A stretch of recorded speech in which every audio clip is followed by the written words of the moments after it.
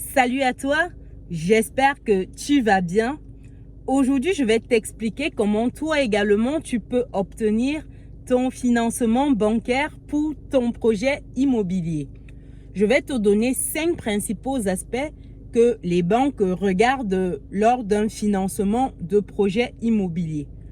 Je le dis parce que j'ai eu à travailler dans la banque. J'ai fait plus de 5 ans en banque, donc j'ai traité des dossiers de demande de prêt immobilier. Il y en a à qui j'ai accordé leur financement et d'autres non. Donc c'est la voix de l'expérience qui te parle. Reste avec moi jusqu'à la fin de la vidéo parce que tu vas apprendre des choses qui ne sont pas souvent dites par le conseiller ou même de façon générale sur les réseaux. On se dit à tout de suite.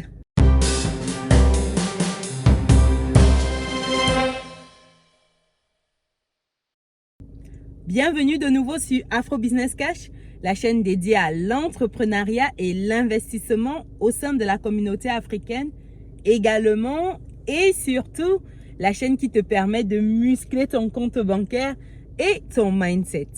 Si tu me découvres pour la première fois, je suis Chimène Nana, je suis entrepreneur, je suis également investisseur. Avant de t'expliquer comment toi également tu peux obtenir ton financement bancaire pour ton projet immobilier, je t'invite à faire 2 choses si tu es nouveau sur la chaîne. La première, abonne-toi et active la petite cloche des notifications pour ne pas louper les prochaines vidéos. Et la seconde, partage la vidéo avec ton entourage. Ça pourra aider une personne qui est dans ce process-là ou tout simplement une personne désireuse de connaître comment fonctionne le process d'octroi d'un prêt bancaire et comment elle également peut à l'avenir gérer ses comptes pour être sûr d'obtenir son financement. Sans plus tarder, on est parti. Alors, tu t'es dit que tu vas acheter ton bien immobilier et tu es en train de regarder déjà les annonces autour de toi. Ou alors tu projettes d'acheter un bien immobilier et tu te demandes déjà comment ça va se passer côté financement. Ou simplement tu souhaiterais t'informer sur comment les banques financent les prêts immobiliers afin de mieux te préparer pour ton projet. Que tu sois primo-accédant, c'est-à-dire que tu achètes un bien immobilier pour la première fois ou que tu sois déjà aguerri ou un investisseur qui fait ses premiers pas en investissement, tu dois connaître ces 5 principaux aspects car les banques s'appuient sur ces aspects-là pour te financer ou non ton projet. Sans plus attendre, le premier aspect à regarder lorsque tu veux te faire financer ton projet immobilier, c'est est-ce que tes comptes sont sains? Il te faut assainir tes comptes. Qu'est-ce que j'entends par assainir tes comptes? Je m'adresse là à tous les champions des prêts à la consommation, à tous les champions des petits crédits conso. Des crédits qui se font one shot pour financer par exemple l'achat d'une télévision, pour financer tous les petits plaisirs du quotidien. Il y en a qui en ont plusieurs. Lorsque tu souhaites financer ton projet immobilier, tu devrais déjà supprimer tous ces petits prêts à la consommation. S'il y a des prêts par exemple qui se terminent dans 2 mois ou dans 6 mois, l'idéal ce serait d'attendre que ces prêts-là se terminent afin d'assainir tes comptes lorsque tu vas présenter ton dossier à la banque. Le deuxième aspect que tu dois regarder impérativement lorsque tu projettes de te faire financer ton prêt immobilier, c'est ta tenue des comptes. Qu'est-ce que je mets dans la bonne tenue des comptes? Tu dois avoir une bonne tenue des comptes et ça passe par les comptes qui sont toujours positifs, c'est-à-dire pas de compte à découvert. Un compte à découvert, c'est un compte où le solde est inférieur à 0. Donc, il te faudrait impérativement avoir toujours ton compte qui est créditeur, c'est-à-dire supérieur, un solde supérieur à 0.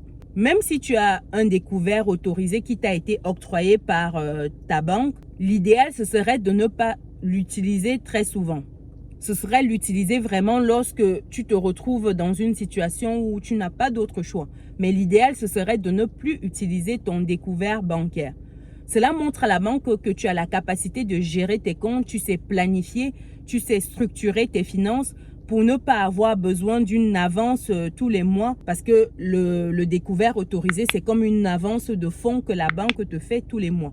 Donc, c'est important pour toi de montrer à ton conseiller que tu sais bien gérer tes comptes. Également, tu ne dois pas avoir des incidents au niveau de ton compte. Qu'est-ce que j'entends par incident?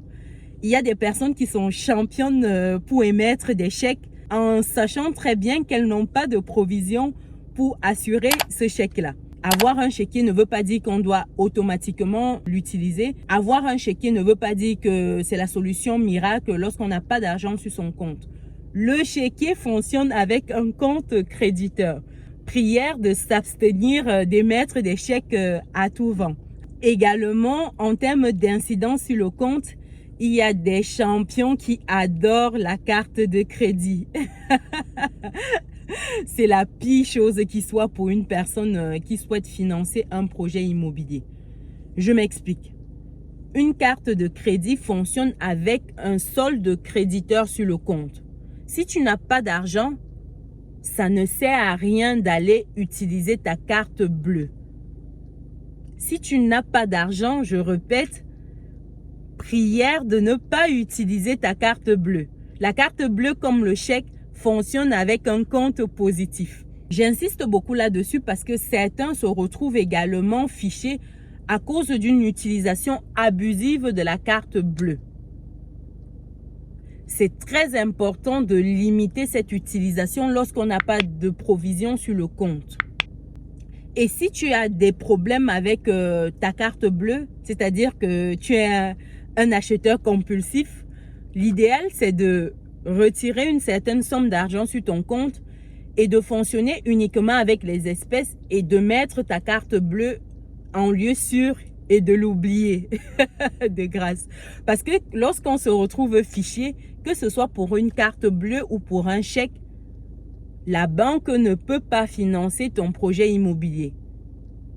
Même si c'est un projet de prêt simple d'un crédit consommation ou de tout autre crédit, du moment que tu es fiché Banque de France, tu ne peux plus emprunter pour quoi que ce soit. Donc, il est très important de faire attention à la bonne tenue de tes comptes.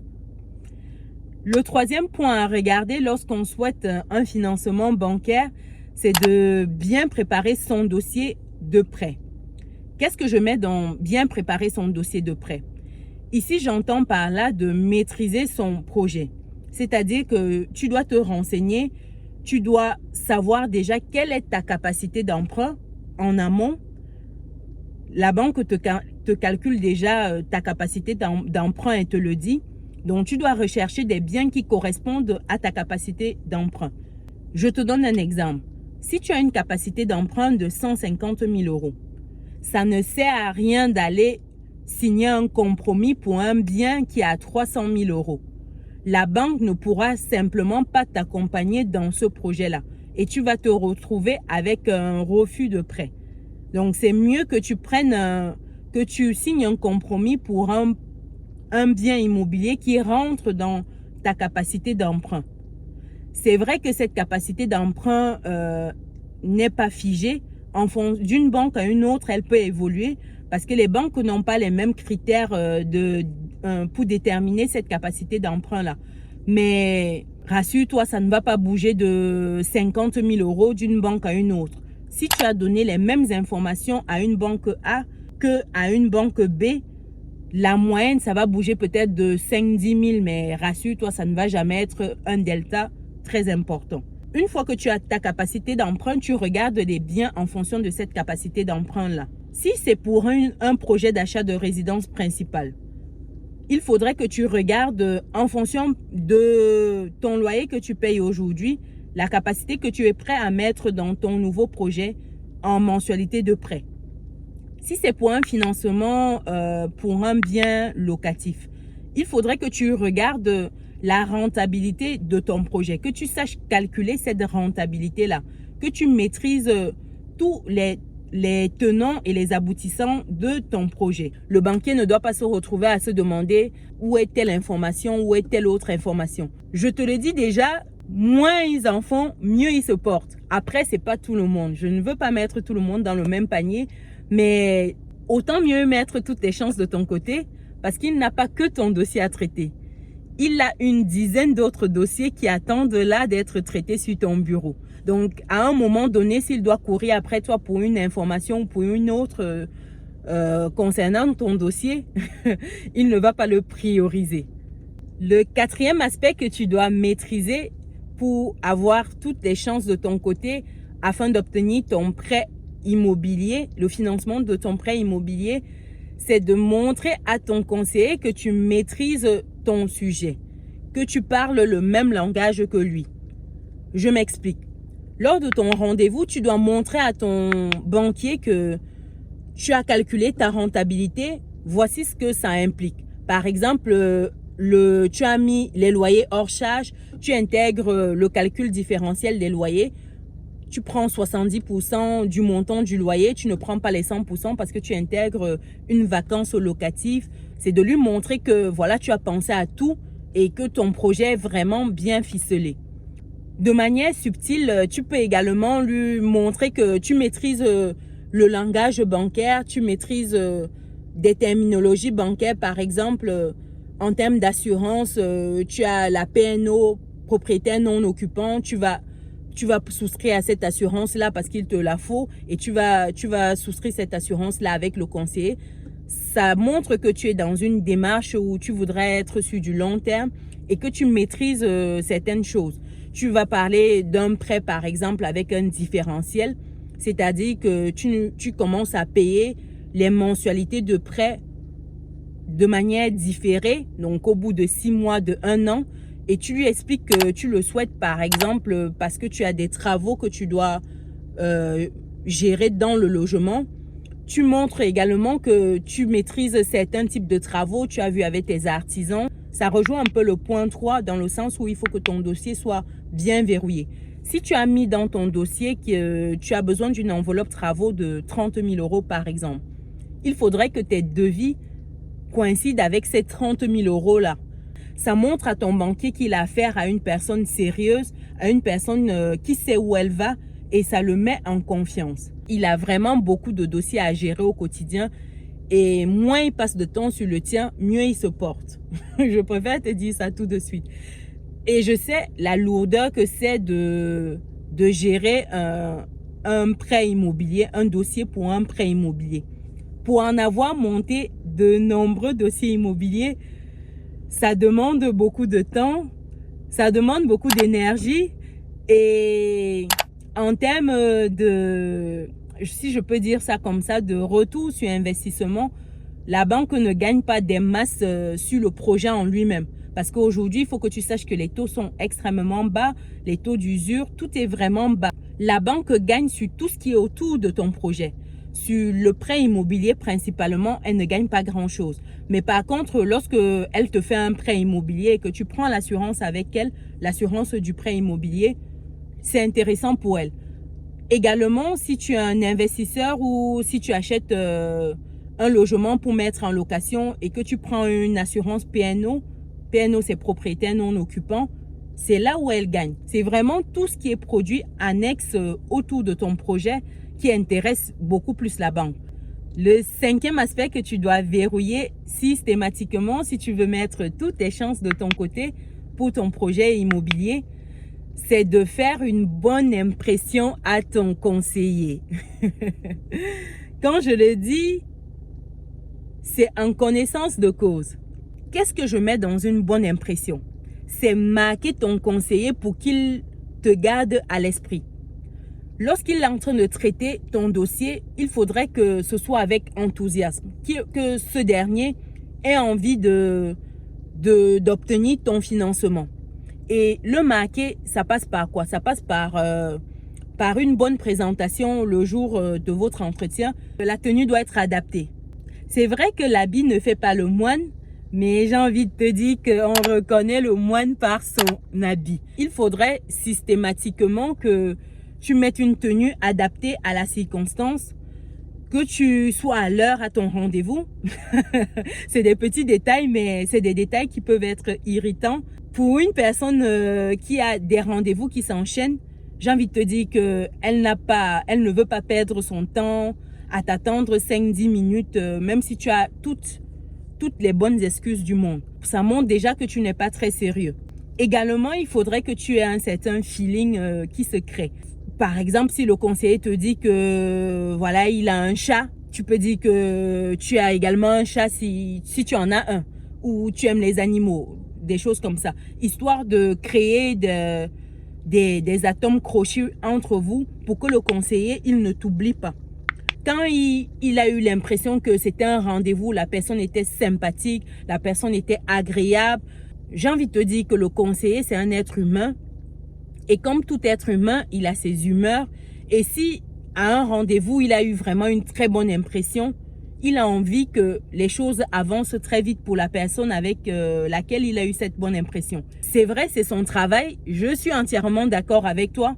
Mais si tu peux rajouter un plus pour que la personne ne t'oublie pas, mais pourquoi pas? Pourquoi pas?